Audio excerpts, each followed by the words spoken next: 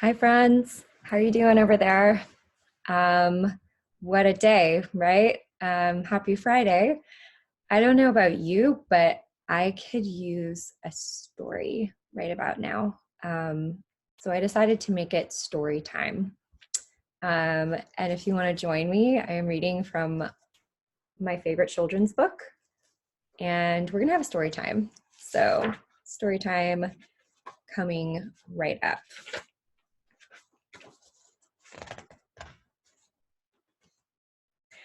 Okay, we're going to start at the beginning because this is a good story. I don't know how I'm going to show you the pictures. I haven't really thought that far ahead. We'll just roll with this. In the beginning, there was nothing. Nothing to hear, nothing to feel, nothing to see. Only emptiness and darkness and nothing but nothing. But God was there. And God had a wonderful plan. I'll take this emptiness, God said, and I'll fill it up.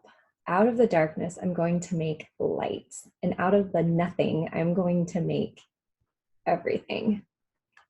Like a mommy bird flutters her wings over her eggs to make her babies hatch, God hovered over the deep, silent darkness. He was making life happen. God spoke. That's all.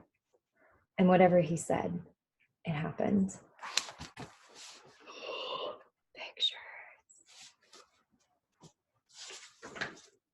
God said, "Hello, light," and light shone into the darkness. God called the light day and the darkness night. "You're good," God said, and they were. Then God said, "Hello, sea, hello, sky," and a great space opened up wide and deep and high. "You're good," God said, and they were.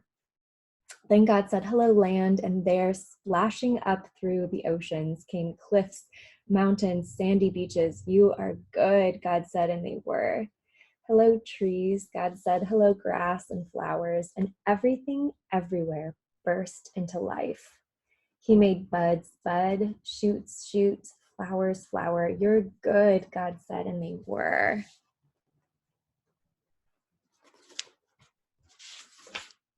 "Hello, stars," God said. "Hello, sun, hello, moon." And whizzing into the darkness came fiery globes, spinning around and around, whirling orange and purple and golden planets. "You are good," God said, and they were. "Hello, birds," God said, and with a fluttering and flapping and chirping and singing, birds filled the skies. "Hello, fish," God said, and with a darting and dashing and wiggling and splashing, fish filled the seas. "You're good," God said, and they were. Then God said, "Hello, animals," and everyone came out to play. The earth was filled with noisy noises, growling and gobbling and snapping and snorting and happy skerfluffling. "You are good," God said, and they were. God saw all that he made, and he loved them. And they were lovely because he loved them. But God saved the best for last. From the beginning, God had a shining dream in his heart. He would make people to share his forever happiness. They would be his children, and the world would be their perfect home.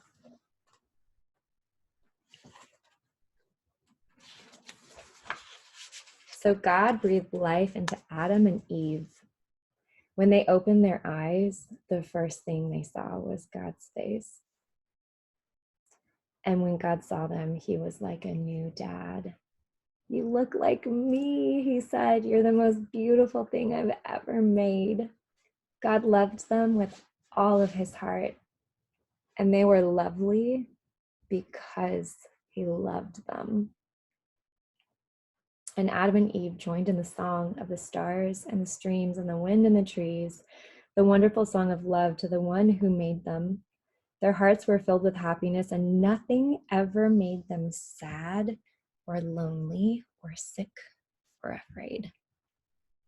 God looked at everything he made. "Perfect," he said, and it was. But all the stars and mountains and oceans and galaxies were nothing compared to how much God loved his children. He would move heaven and earth to be near them, always. Whatever happened, whatever it cost him, he would always love them. And that is how the wonderful love story began.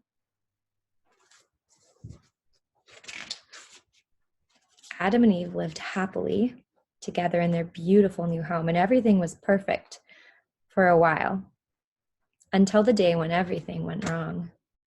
God had a horrible enemy. His name was Satan. Satan had once been the most beautiful angel, but he didn't want to be just an angel. He wanted to be God. He grew proud and evil and full of hate, and God had to send him out of heaven. Satan was seething with anger and looking for a way to hurt God. He wanted to stop God's plan, stop the love story right there. So he disguised himself as a snake and waited in the garden. Now, God had given Adam and Eve only one rule. Don't eat the fruit on that tree, God told them, because if you do, you'll think you know everything. You'll stop trusting me, and then death and sadness and tears will come.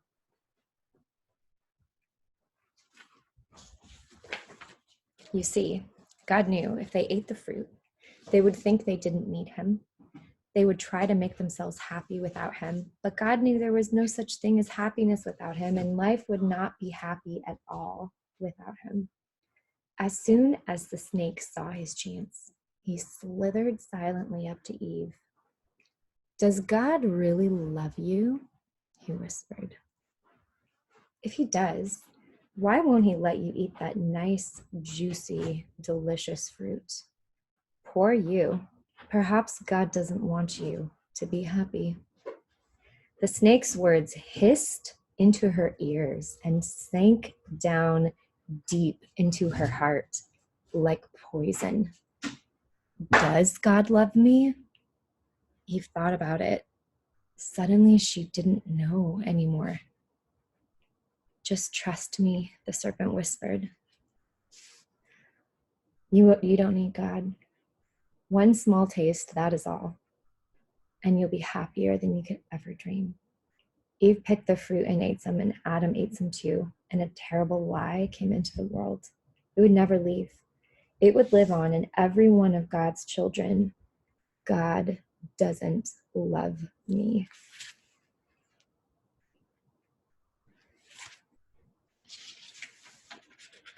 And it wasn't a dream. It was a nightmare. A dove flew from Adam's hand. A deer darted into a thicket. It was as if they were frightened by something. A chill was in the air. Something strange was happening. They had always been naked, but now they felt naked and wrong, and they didn't want anyone to see them, so they hid. Later that evening, as God was taking his walk, he called to them, "Children." Usually Adam and Eve loved to hear God's voice and they'd run to him, but this time they ran away from him and hid in the shadows. "Where are you?" God called. "Hiding," Adam said. "We are afraid of you." "Did you eat the fruit I told you not to eat?" God asked him. Adam said, "Eve made me do it." "What have you done?" God said. Eve said, "The serpent made me do it." A terrible pain came into God's heart. His children hadn't just broken the one rule, they had broken God's heart. They had broken their wonderful relationship with him, and now he knew everything would break. God's creation would start to unravel and come undone and go wrong. From now on, everything would die, even though it was all supposed to last forever.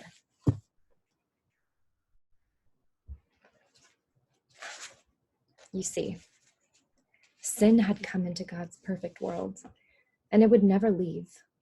God's children would always be running away from him and hiding in the dark.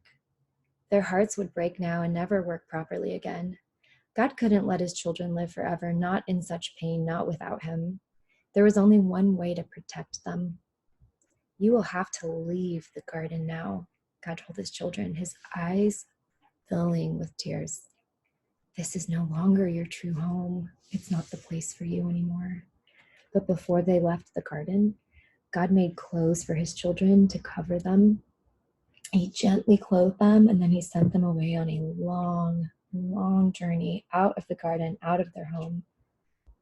In any story, this would be over, and that would have been the end.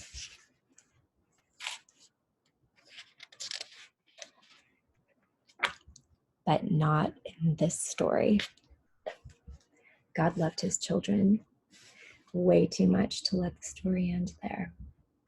Even though he knew he would suffer, God had a plan, a magnificent dream. One day he would get his children back. One day he would make the world their perfect home again. And one day he would wipe away every tear from their eyes. You see, no matter what, in spite of everything, God loves his children with a never stopping, never giving up, unbreaking, always and forever love. And though they would forget him and run from him deep in their hearts, God's children would miss him always and long for him, lost children longing for home. Before they left the garden, God whispered a promise to Adam and Eve. It will not always be so. I will come to rescue you. And when I do, I'm going to do battle with that snake. I will get rid of the sin and the dark and the sadness you let in here. I'm coming back for you. And he would. One day, God himself would come.